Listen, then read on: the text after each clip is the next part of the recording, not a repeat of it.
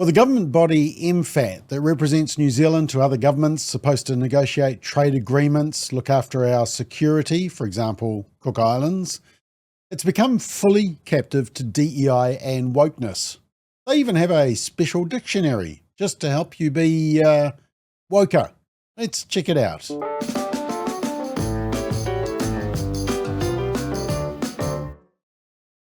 So I'm sure you've heard of MFAT. MFAT is the New Zealand Ministry of Foreign Affairs and Trade, interacts with other governments on behalf of New Zealand, negotiates trade agreements, looks after security of nations, trade deals with India, where is that one, and pushes climate change alarmism on the side.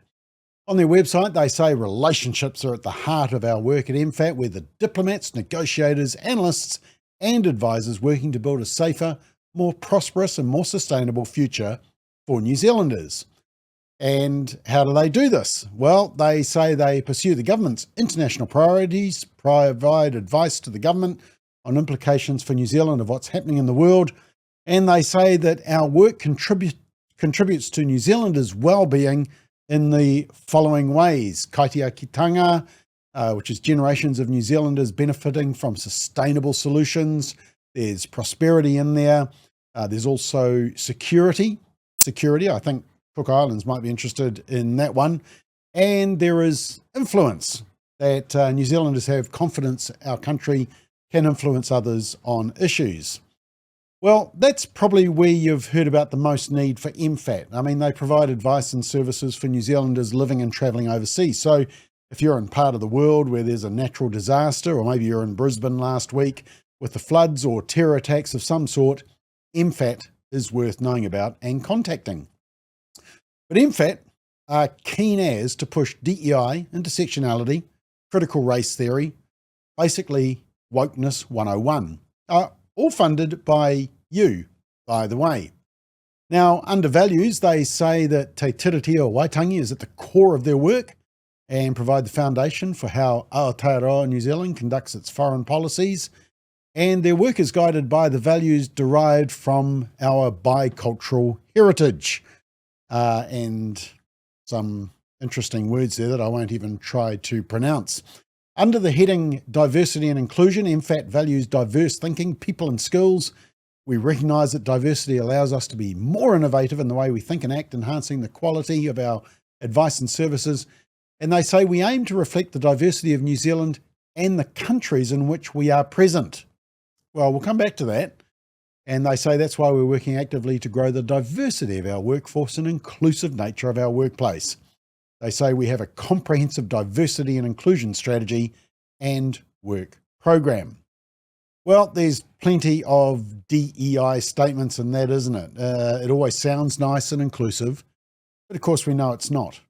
If you don't believe me, turn up to the next DEI meeting at your workplace and mention that you believe only women can get pregnant, that marriage is one man, one woman, and that you're a Christian. Check how diverse and inclusive they really are. Possibly you'll be cancelled. And bet they don't like Winston Peters' new bill to scrap DEI and wokeness. But this is exactly the type of content and policy and indoctrination that people have had a guts full of, and Winston Peters has responded to that concern.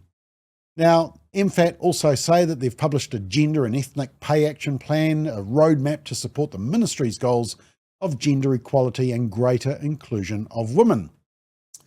Well, inclusion of women is important, but so is merit, and so is the fact that only women can get pregnant.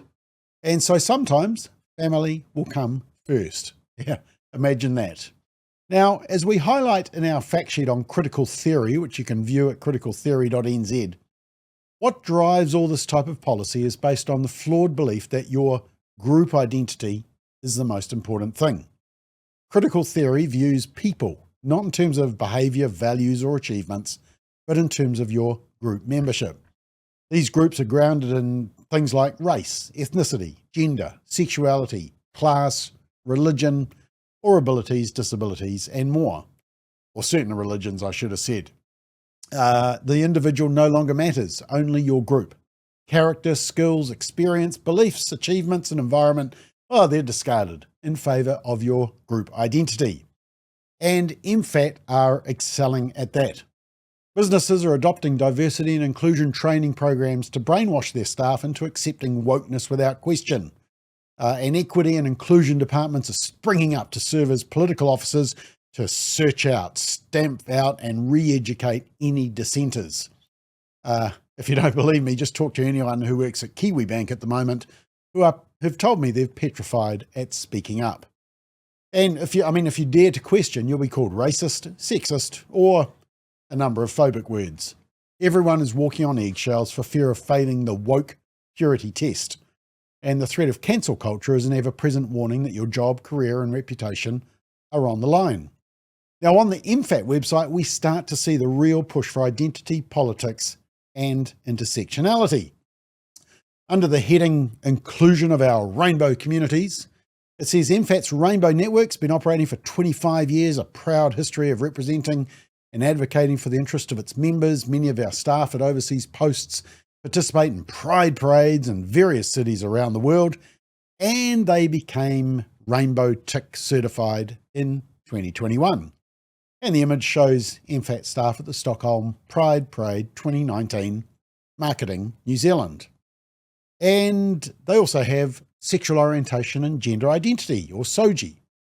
And they say Aotearoa New Zealand is committed to sexual orientation and gender identity related rights, and demonstrating leadership on the global stage is a top priority under the Human Rights Action Plan.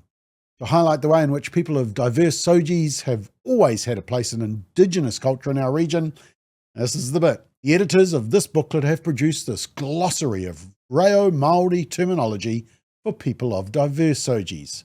In this way, we celebrate the place of rainbow communities in Aotearoa, New Zealand, as part of the diversity of the peoples of Te Moana Niue Kiwa. But it's when you click on the booklet at the bottom there that you see just how radical MFAT has become. And here is the cover page with the nicely coloured silver fern there. Silver fern. Page 2, another image. And then across the page, it says Aotearoa New Zealand supports equal rights for all regardless of sexual orientation and gender identity. We stand alongside people of diverse SOGIs and our Pacific family. Well, why are Pacific families lumped in with SOGIs? And then it says the editors of this booklet have produced this glossary of Māori terminology for people of diverse SOGIs. And it says this puka puka champions the creation of a list of words, the use of words like these, and seeks to encourage Indigenous thought in creating new words. If we do not, we risk colonising Indigenous language with non-Indigenous terms and thinking. This approach might be useful in activating or reactivating Indigenous culture and language. Now remember, this whole obsession, this whole focus is around your gender and your sexuality. And who is this all coming from? Well, you might recognise the name down the bottom there. Louisa Wall, the ex-Labour MP, the champion of LGBT agendas, obsessed with it, the architect of the distortion of the definition of marriage, liberalising abortion, banning counselling and prayer around abortion mills, euthanasia, surrogacy, conversion therapy laws, and the farce of changing your sex on your birth certificate.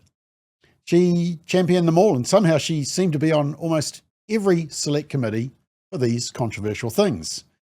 It was very interesting, but interestingly also is that even the Labour Party didn't want her in her safe Labour seat.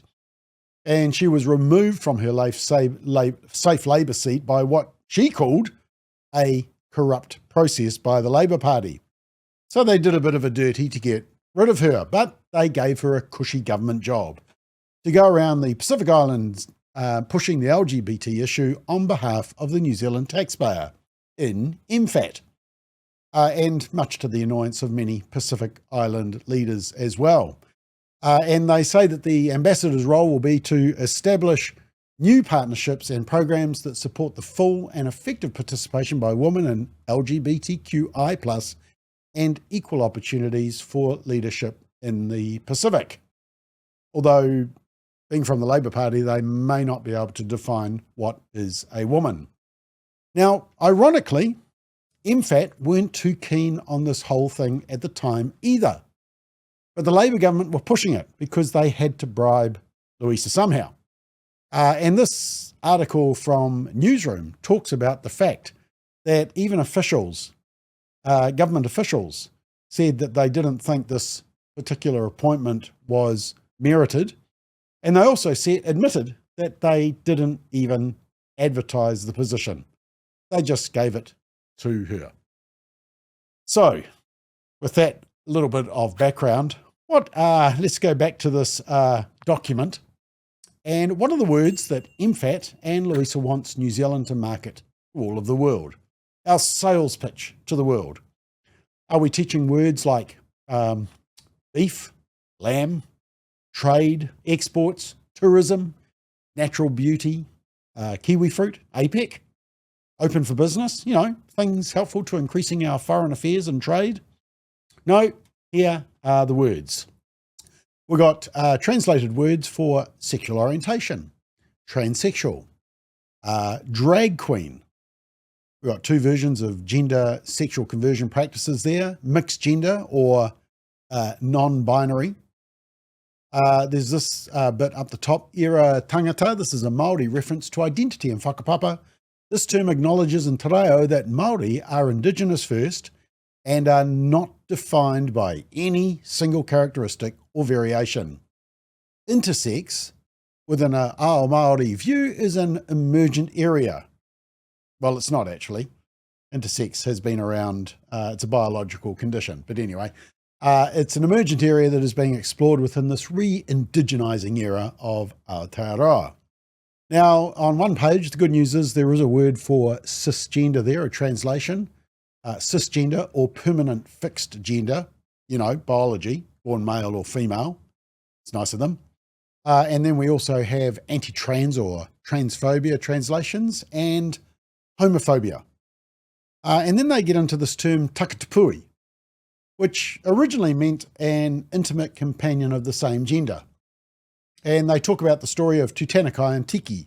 Tutanekai married Hinimoa, and his close relationship with Tiki was not necessarily a rainbow relationship.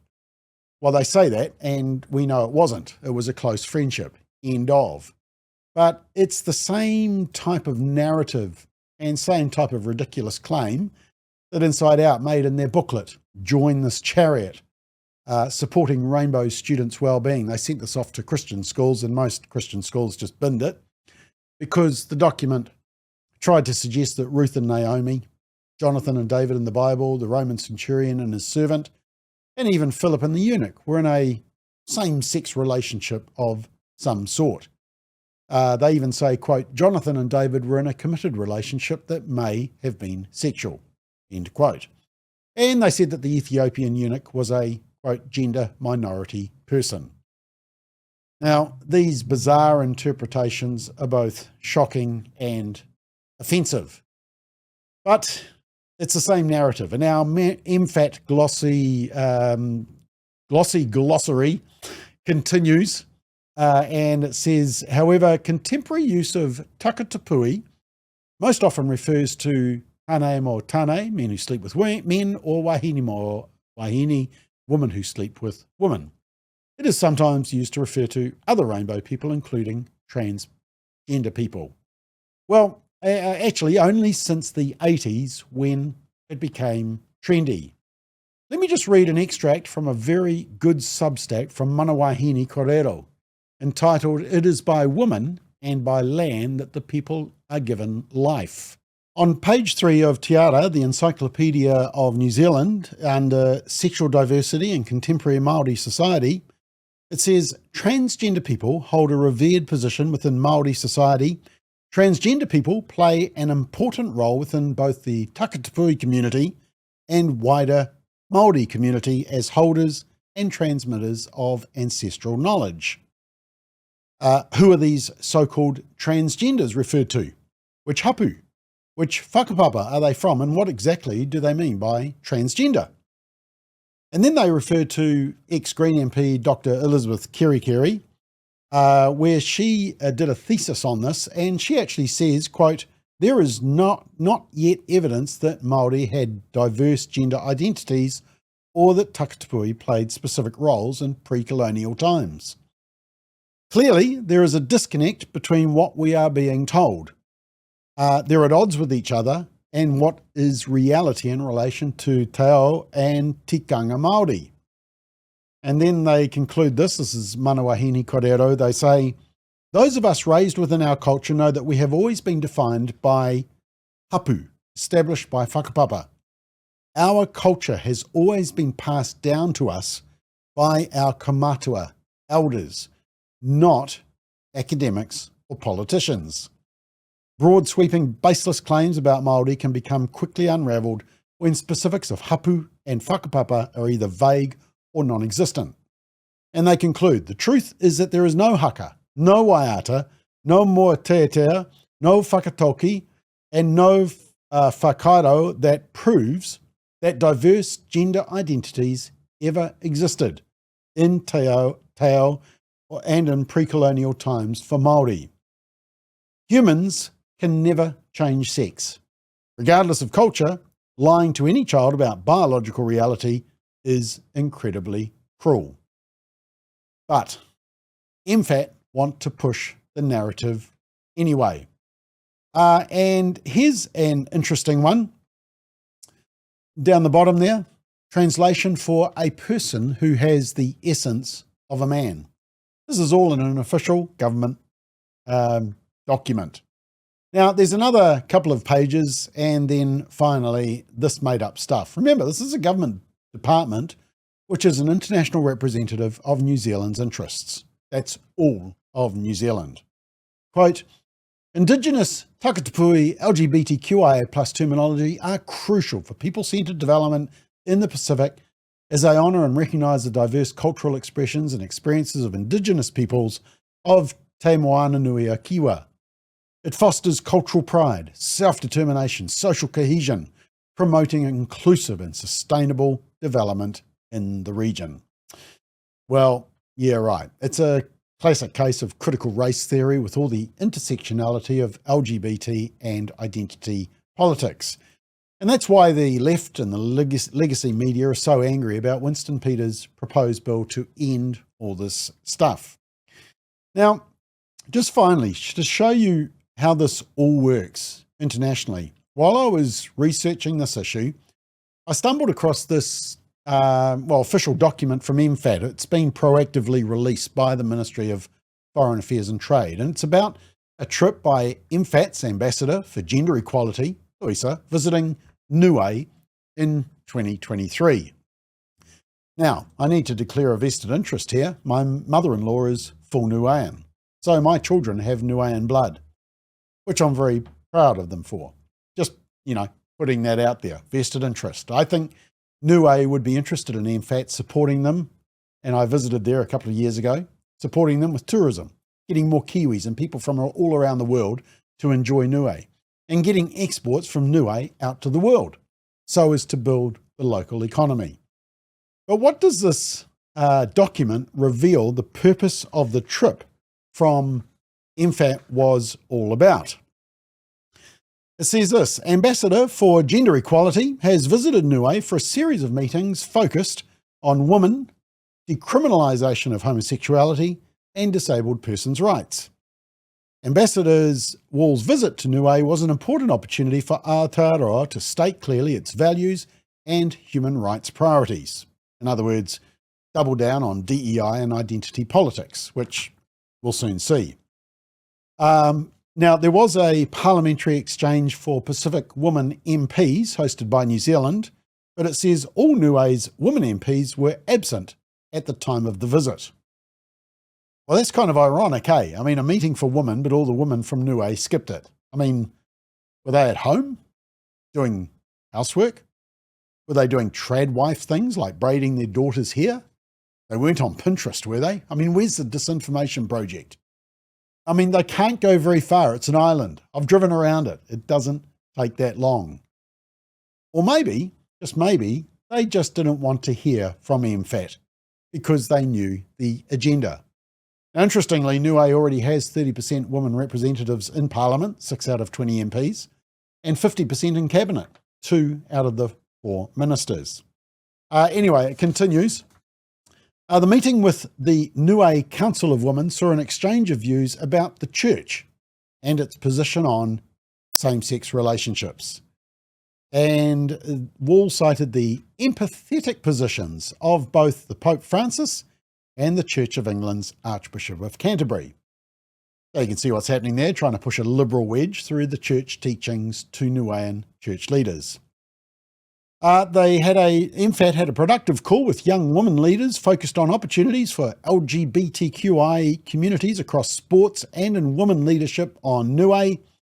And they spoke openly about rainbow community friends and family, the lack of gender diverse education in school on Niue. In other words, how do we get inside out, RSE and more gender confusion into Niue schools? This is quite revealing.